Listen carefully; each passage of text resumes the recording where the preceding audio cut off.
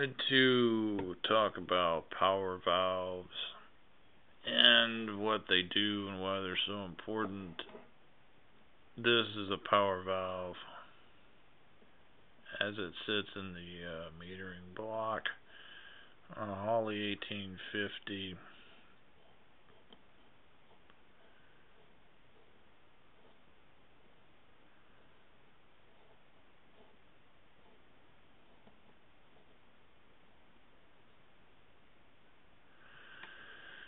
Metering block sits on the carburetor,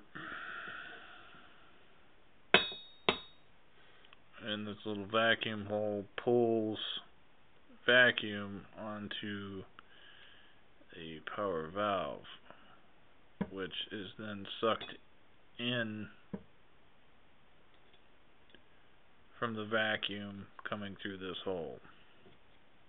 In this particular case, I took this one apart so I could illustrate how that works. There's a vacuum diaphragm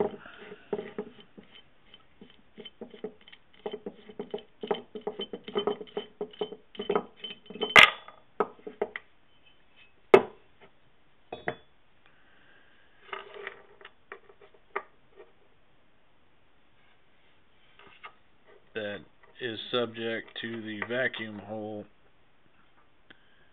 on this carb that comes through here. It's a Holley 4-barrel. The reason it's so important to know your vacuum on your motor is because that hole is going to be pulling vacuum on this diaphragm.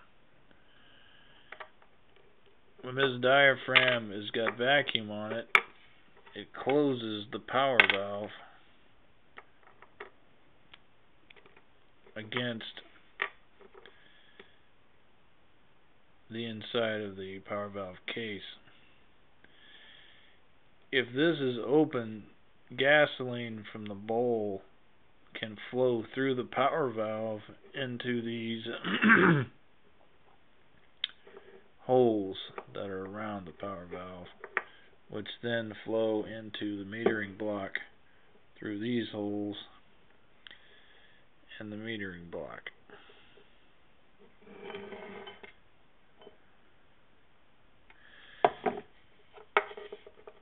So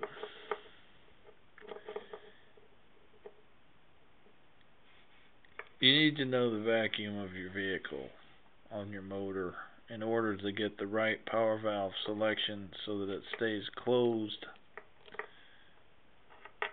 under your idle vacuum for your vehicle. This needs to be closed. When this is down, it's in closed position. Vacuum pulls it closed. If you got the wrong power valve for your vehicle, this isn't going to stay closed. In this case, mine was full of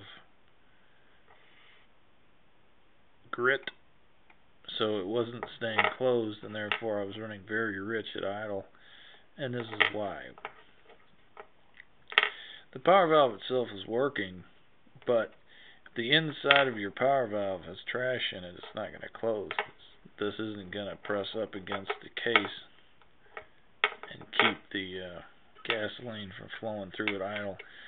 The other thing that's going to affect is if you don't know your the vacuum, which you just connect the vacuum gauge to your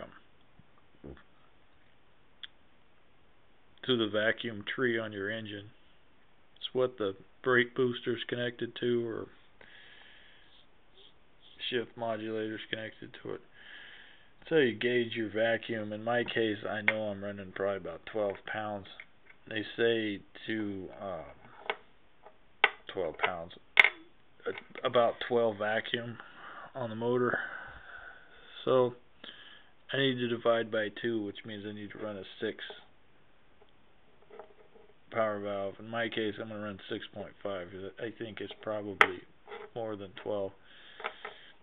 If it runs rich when I run a 6.5 power valve, then I'll know I need to get a lower setting on a power valve like a 4.5. You need to know your engine's vacuum pressure in order to select the correct power valve, and your power valve needs to not have crap in it. If your carburetor's been sitting a long time and it got gummed up, you probably should replace your power valve because it's not going to seal properly at idle, or it's going to run rich. This is an important little piece of equipment. Anyway, that's it.